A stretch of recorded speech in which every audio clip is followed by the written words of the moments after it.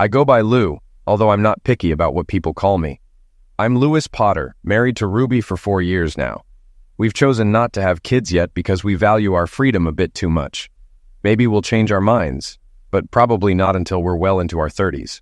We both grew up in poor families, living just a few streets apart, but we didn't meet until we were 18 at a college recruitment event. Ruby excelled in college and became an accountant and credit controller. Meanwhile, I struggled academically and didn't even graduate. However, I have a strong work ethic and a talent for business.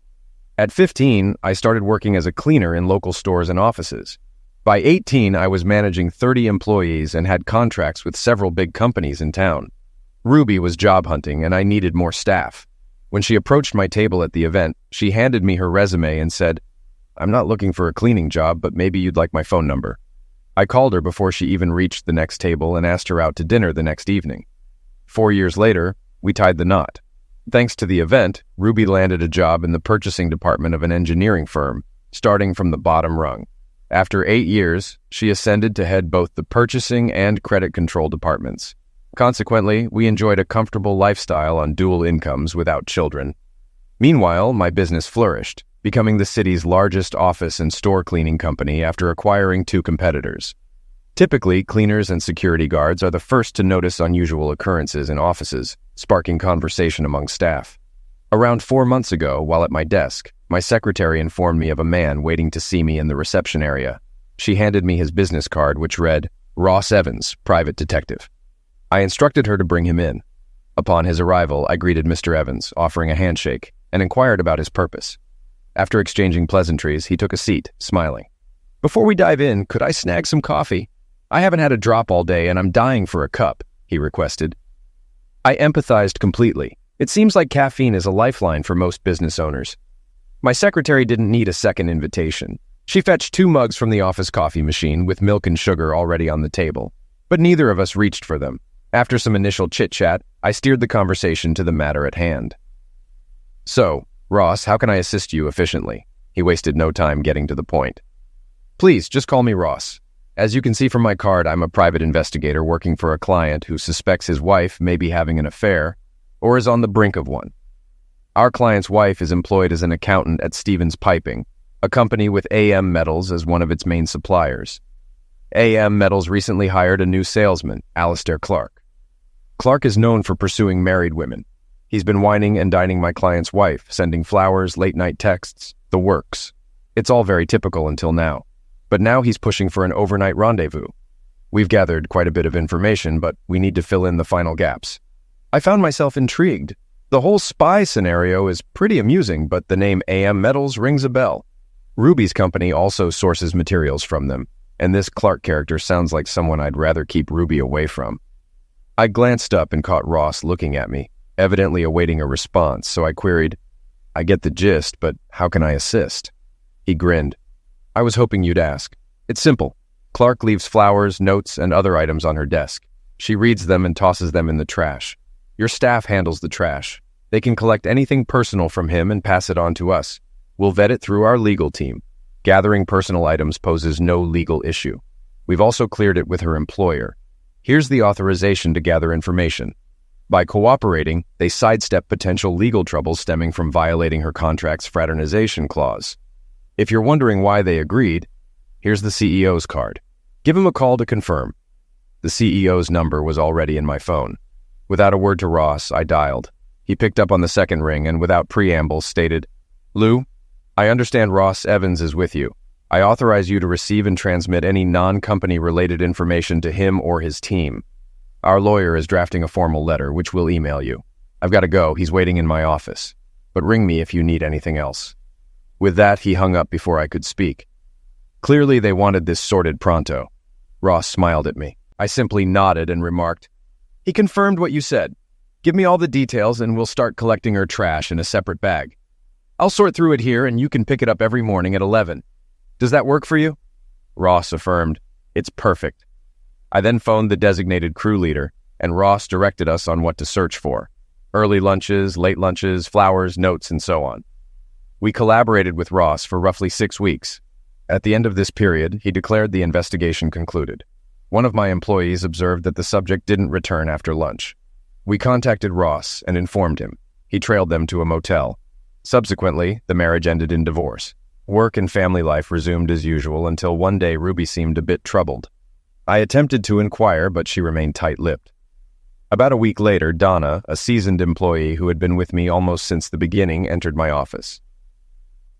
Donna was a valued employee whom I considered a friend. Being 25 years my senior, she treated me like a son. As she settled into a chair, I sensed something was amiss. Then she began, "Remember a few months back when we were involved in that surveillance at the office?" My interest piqued, I responded. "How could I forget? It was quite an intriguing time. Why do you bring it up?" I raised an eyebrow to convey my curiosity. "Well," she paused. "As you're aware, I now work in the same office as your wife, and the man we were monitoring is now visiting her office. I noticed a sizable bouquet of flowers, and she took them with her to lunch. Here's the card that accompanied the flowers." She handed me the card, and I read it. "Dear Ruby, thank you for assisting me in renewing my contract with your company. I cannot express how grateful I am to you. I hope you'll join me for lunch so we can catch up. With love, Alistair." My blood ran cold. The language on the card strongly implied that this wasn't their first personal interaction, and their relationship was dangerously close to crossing marital boundaries. I recalled from Ross that this individual was persistent and successful in pursuing married women, and my wife was now a target. Thanking Donna, I requested she keep a close watch and provide me with daily updates. If any further notes surfaced, I asked her to bring them to me immediately upon discovery. Without hesitation, I picked up the phone and dialed Ross's number. He picked up on the third ring. "Hello, Lou. How can I assist you?" I wasted no time, relaying Donna's report. "A staffer just briefed me. She used to handle nightly cleanup during your investigation. Once it wrapped up, we reassigned her. Now she's in my wife's office. Donna informed me that the same Mr. Clark is now making moves on my wife, even taking her out to lunch. I've got a card with flowers from him, indicating his intentions." Ross took a deep breath. "Our inquiry into Mr. Clark is ongoing. You're actually the third husband involved presently. The distinction lies in the fact that the other two weren't initially aware of his identity. They've agreed to share expenses. Would you like to join them?" I promptly responded, "Absolutely. What's the next step?" Ross suggested meeting with the other husbands at 2 p.m. and proposed, "Could you swing by my office to meet, fill out necessary paperwork, and exchange information?" I agreed to arrive precisely at 1:55 p.m. In Ross's office, I found Dan McWilliams and Johnny Ashley, along with Ross and his associate, Mike Pearson, who was gathering data on the case. Ross commenced the meeting stating, "Gentlemen, we're here because you three share a common predicament. Dan, Johnny, meet Lou. He's interested in joining your investigation. If you're amenable, we'll register him as a client and facilitate information exchange." They glanced at me, then at Ross, and responded, "Yes, that sounds good." The paperwork consumed approximately 15 minutes. Following that, I used my personal credit card to front the $5,000. Since Ruby wouldn't receive a statement for this transaction, Ross proceeded, addressing Dan, Johnny, and me. "Our shared issue revolves around Mr. Alistair Clark.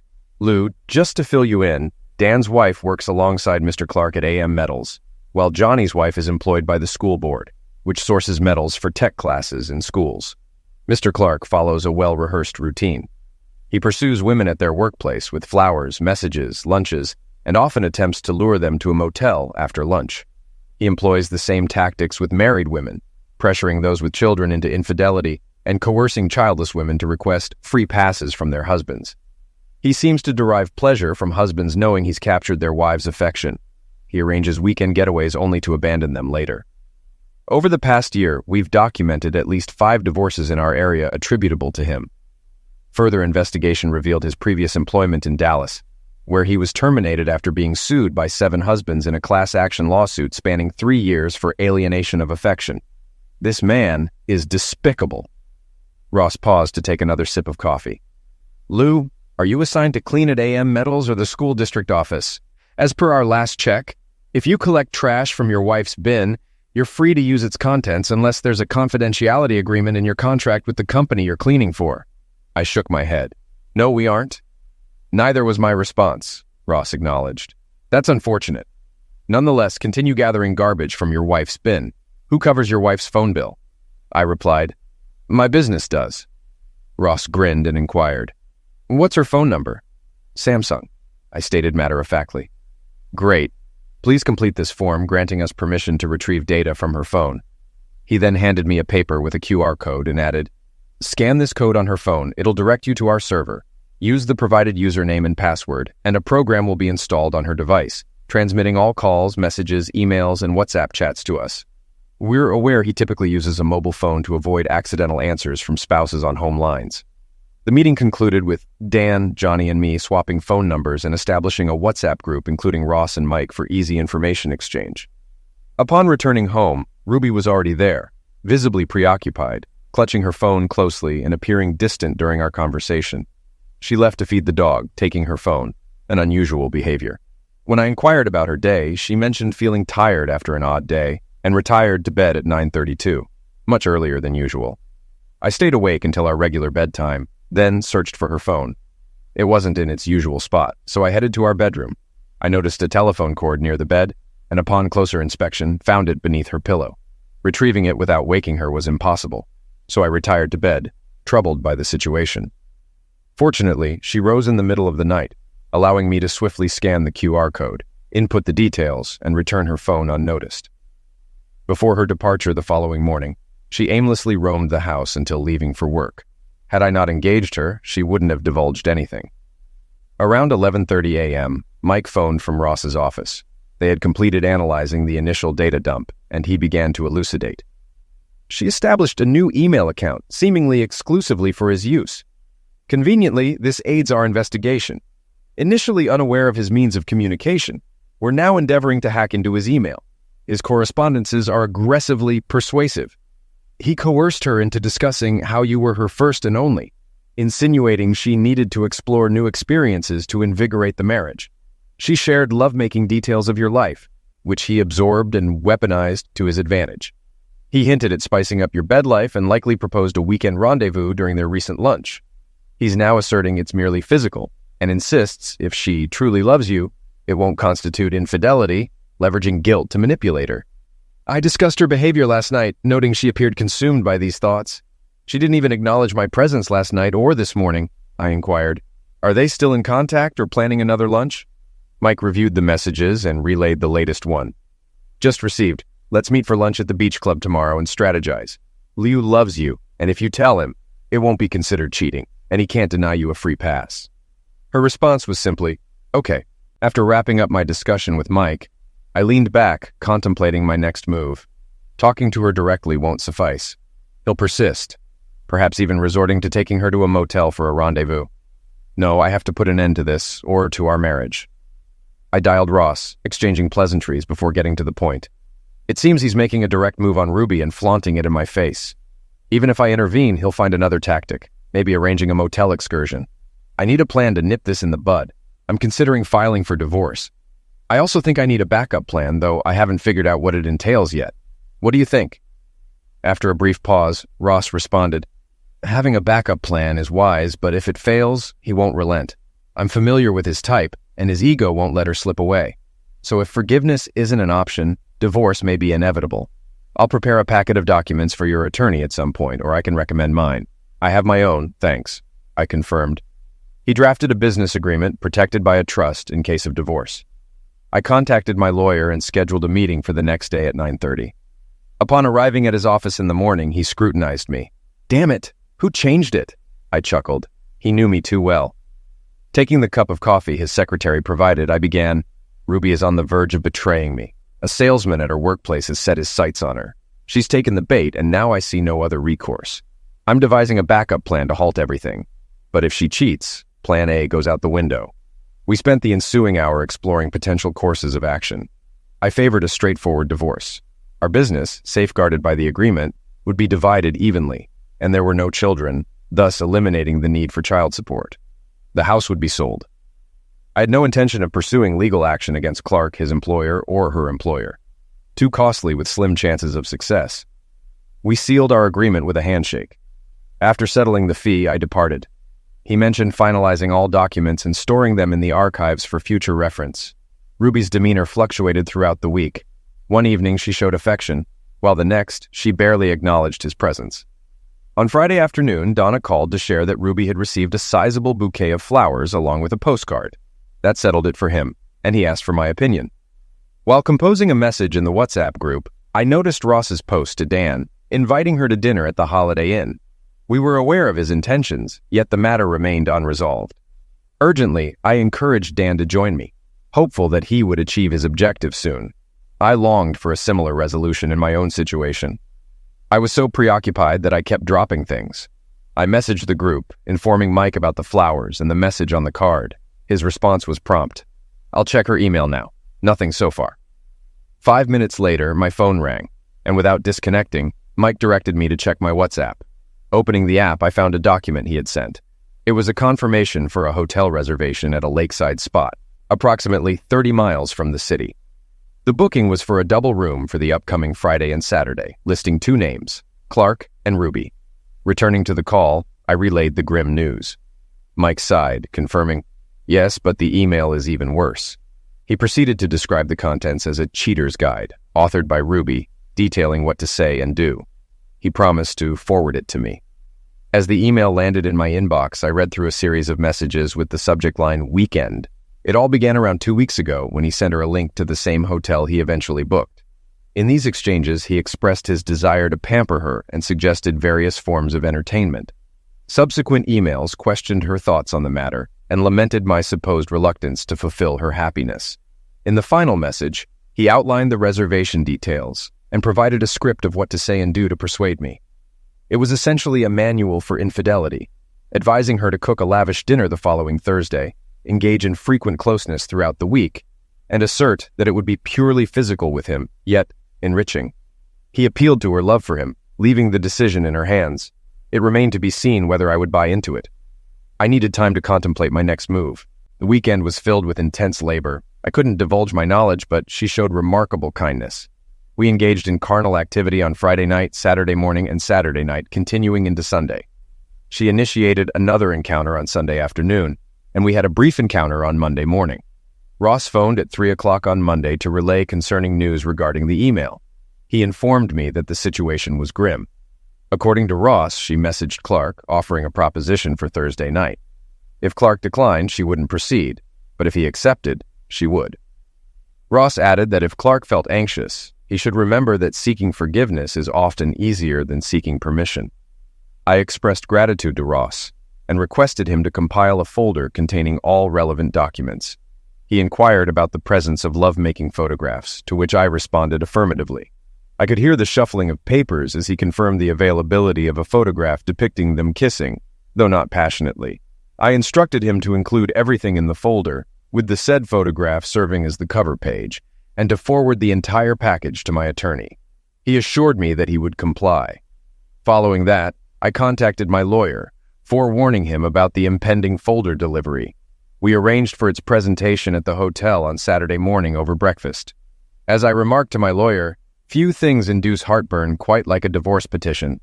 On Monday night, she desired closeness, but I declined, citing an important task to complete. I remained in my office attending to business, finally retiring to bed at 2 a.m. to find her already asleep. Despite the late hour, I slept deeply, awakening at 6 to head to work. Just before she could make advances, a courier delivered the awaited folder. Seated in my office, I perused its contents, noting a discernible seductive undertone. She possessed an unpredictable yet evidently effective allure. Ross provided accounts, albeit without names, of at least 7 marriages he had dismantled in the past 18 months. Additionally, a note from Dan detailed a distressing incident at the Holiday Inn involving his wife, Clark, and himself. Dan's wife fled in tears, prompting Ross to intervene and escort Dan home. The couple commenced counseling in an effort to salvage their marriage, especially considering their 3 young children.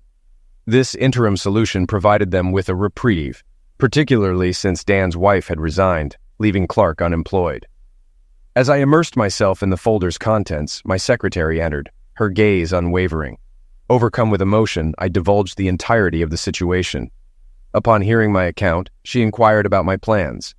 For the first time, a smile graced my lips, recognizing her not merely as a secretary, but as a friend offering support.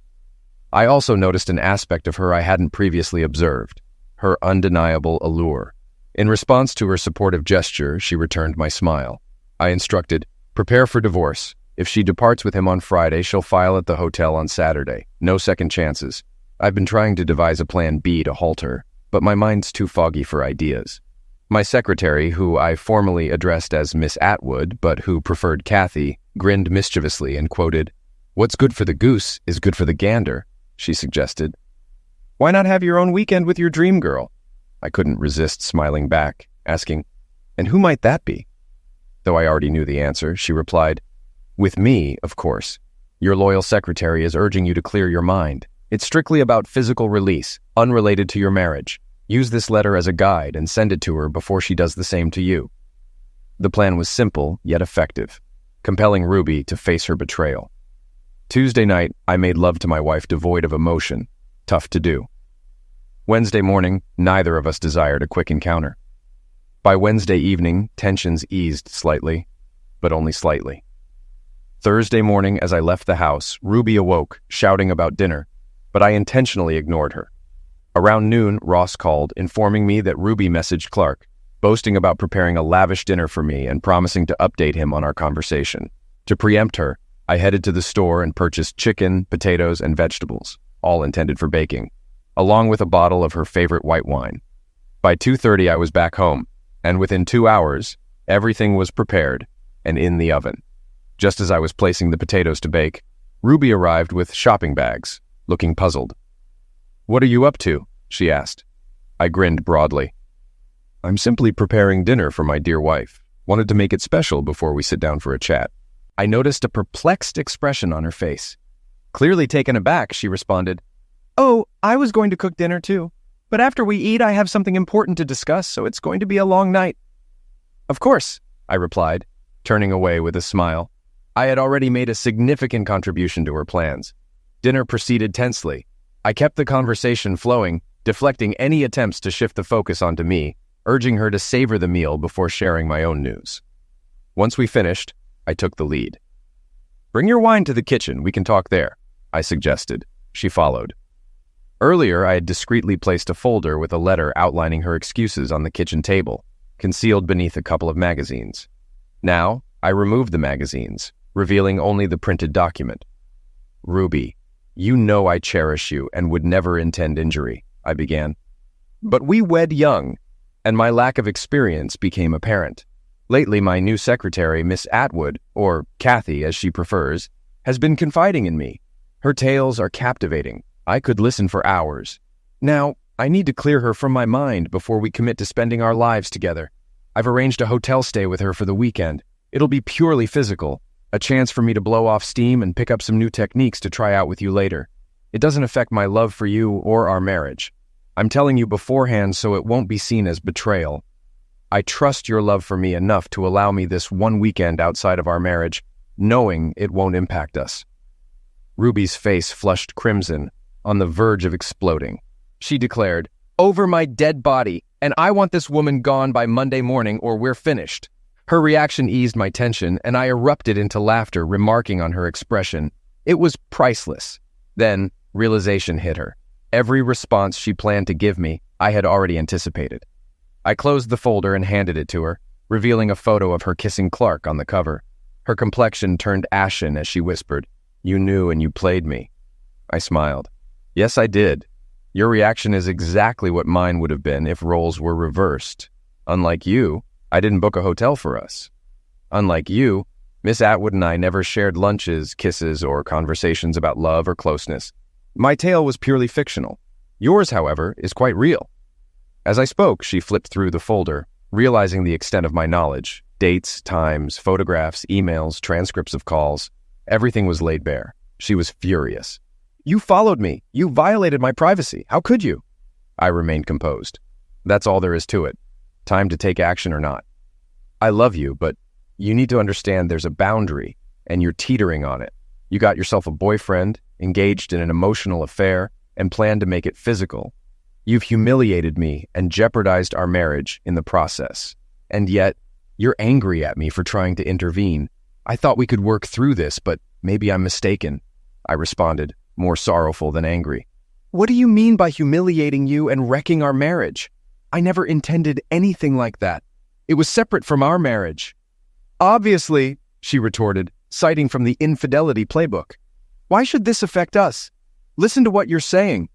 I echoed her words and then pointed out, "You responded to me as if I said the same thing over my dead body.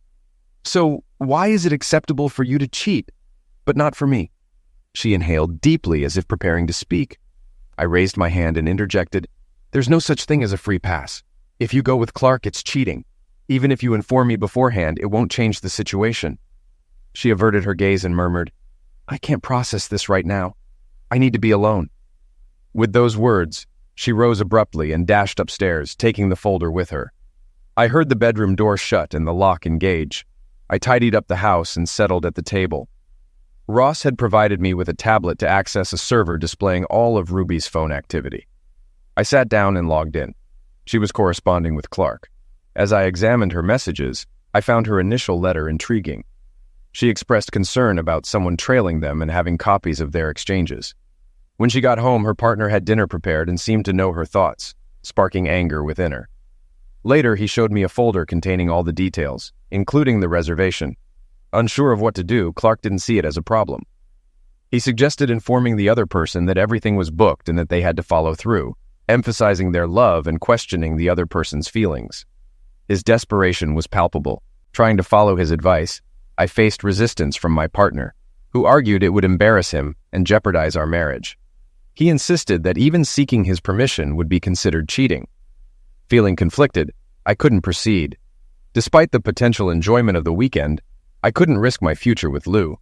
Seeing his disappointment, I realized all his efforts and resources had been wasted, and he decided to take a significant risk. She was asked if she thought her husband would divorce her. She replied negatively, expressing doubt that he would find another woman like her. The suggestion was made for her to pack her bag and bring it to work to gauge his reaction.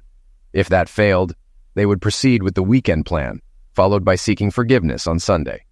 Despite recognizing the nonsense, she fell for the suggestion. She concluded that if it seemed like her husband might leave her, she wouldn't proceed with the plan. She planned to see the person the next day. As she started thinking more rationally, he knew how to reassure her. I put away the tablet and started watching TV, though my mind was preoccupied with everything. The decision was made to file for divorce on Saturday, though there was contemplation about postponing it. However, once initiated, there would be no turning back. The decision was made to proceed with the filing the next day, with the intention to demonstrate seriousness in a different manner. I phoned my lawyer and disclosed everything in detail. "Hey, I dropped the bomb on her." And Clark informed her that I'd forgive her. She's planning to pack her bag to see how I'll react. I don't want to file for divorce until they have slept together.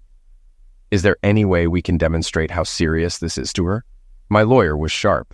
He suggested, "We could provide her with a letter containing a preliminary claim. We'll simply assert that you're aware she's planning to engage in an illicit affair over the weekend, and if she proceeds, we'll initiate divorce proceedings Saturday morning at the hotel." I proposed expanding the text a bit and delivering it to her at her office, preferably with Clark present. "What do you think? It'll serve as definitive proof that I mean business." She mentioned Clark would pick her up for lunch. I suggested handing her the letter around 11 o'clock, regardless of his presence. Her employer would understand the situation. He's traditional and won't approve of her actions. But what would really upset him is if a process server showed up and caused a scene. About an hour later, the lawyer sent me a draft of the letter, perfectly suited to the circumstances. It detailed all the pertinent information and made it clear that she would be served. On Saturday morning, I sent a response confirming my approval of the plan. I checked the tablet, but there were no further messages between Ruby and Clark. So, I retired for the night. I tried to open the bedroom door, assuming it would be locked, but found it unlocked instead. Upon entering, I saw Ruby lying in bed, seemingly expecting a romantic encounter. Her packed bag was positioned against the wall on her side of the bed, catching my attention. Noticing her decision, I commented that she seemed to have chosen a quick rendezvous with Clark over our marriage. Without waiting for a response, I left the room and headed towards the guest room. Despite her pleas as I walked away, I remained silent. Lying on the bed fully clothed, I realized the letters were the work of someone else, and not a true reflection of reality. However, seeing her bag packed for a rendezvous with another man stirred deep emotions and felt like a betrayal. I was overwhelmed by grief and a profound sense of loss, and tears streamed down my face throughout the night. The following morning, I heard Ruby descending the stairs. I retreated into our bedroom to shower and change clothes. only to realize my bag was no longer there.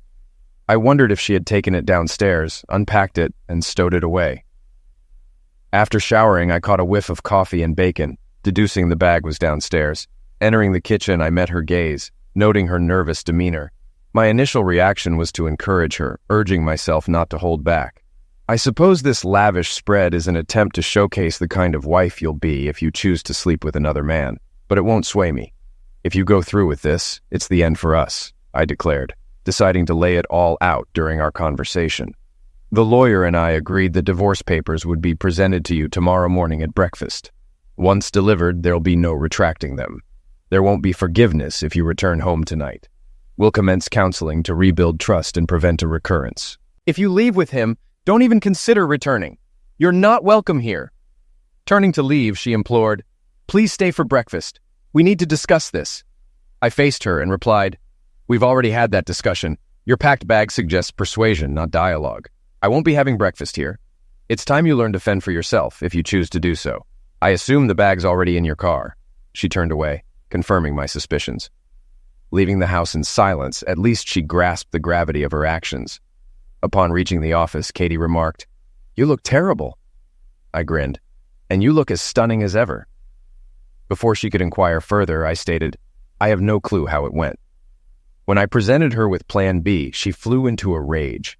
She insisted on terminating your employment, even going as far as saying, "Only over my dead body." Then, she took matters into her own hands. This morning, I packed my weekend bag. At 11, she'll receive a letter from me with a directive. Let's see if this rattles her. As I spoke, Katie brewed coffee. Handing me a cup, she remarked, "I hope she comes to her senses. Surely she can't be so foolish as to think this behavior is acceptable for her, but not for you." I offered a sad smile and settled at the table. The day was unproductive. Shortly after 11, my phone rang. It was Ruby. Through tears, her words were barely comprehensible. "Are you serious? Are you really going to divorce me?" Evidently, she had convinced herself I wouldn't follow through. Without hesitation, I replied, "If you betray me, it's a breach of our agreement. We both know it. You'd divorce me if I cheated, right?"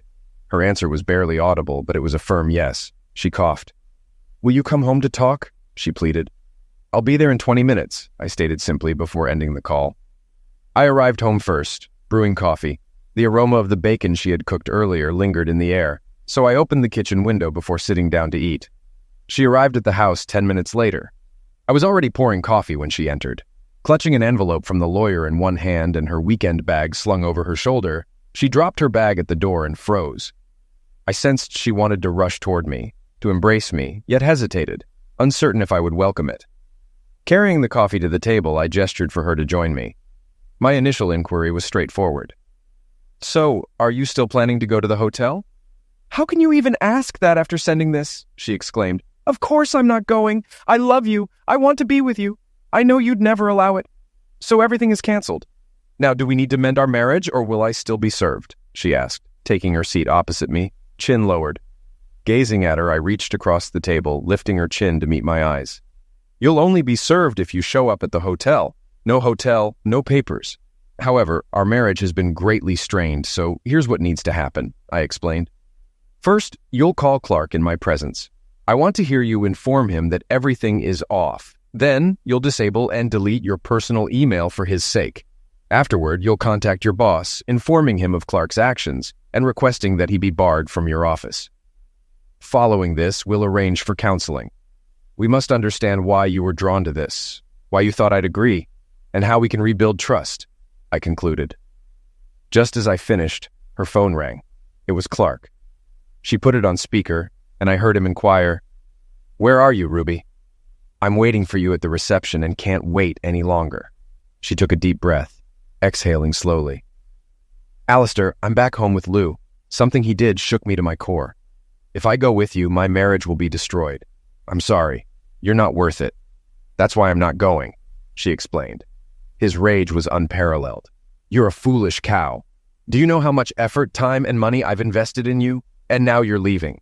When the weakling behaves like an offended child, you're just a powerhouse. Screw you," he spat out before hanging up. For the first time, Ruby saw him for who he truly was, a slimeball. Deactivating and deleting the mailbox proved more challenging than anticipated. but it was accomplished within an hour. By the time we finished, her boss and the HR manager were at our door. HR manager Mervyn Woods began by saying, "Ruby, we're aware of what transpired today. To say we're displeased is an understatement. However, we're here to offer you a chance to retain your job. Now please tell me what happened." She took a tissue to dab her eye before speaking. "As you know, about 3 months ago, our account was assigned to a new AM Metals sales agent, Alistair Clark. Previously, I managed this account, and he used to come to me almost daily. Initially, I didn't notice, but he started flirting with me, complimenting my attire, hairstyle, and even my smile. Gradually, he began commenting on my physique, discussing my figure and appearance. I fell for it and started dressing more provocatively. He sent gifts like flowers and chocolates, then invited me to dinner.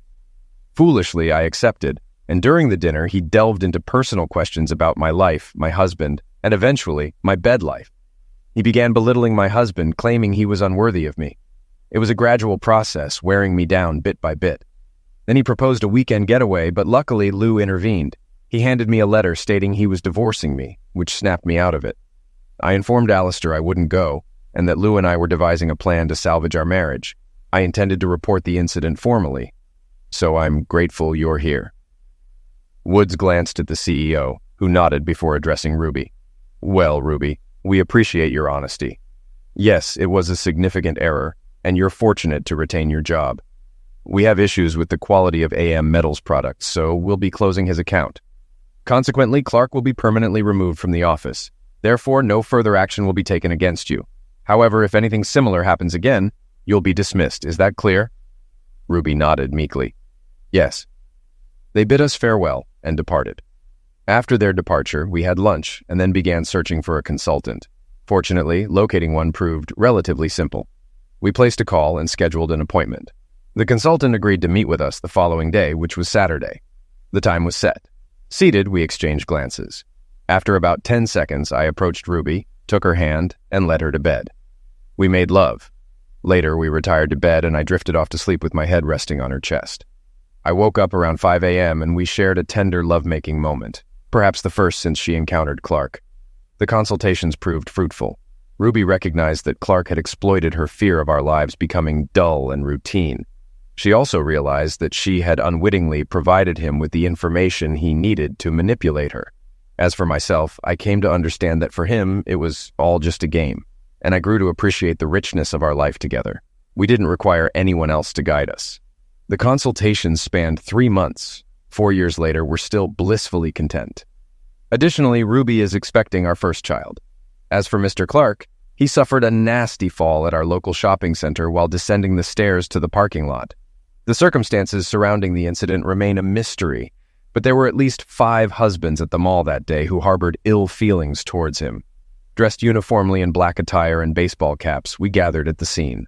We all shuffled seats, making it impossible to discern who was present at the table and who wasn't. Despite the police's attempts to separate us, none of us revealed any information. I'm certain one of us was responsible, I swear.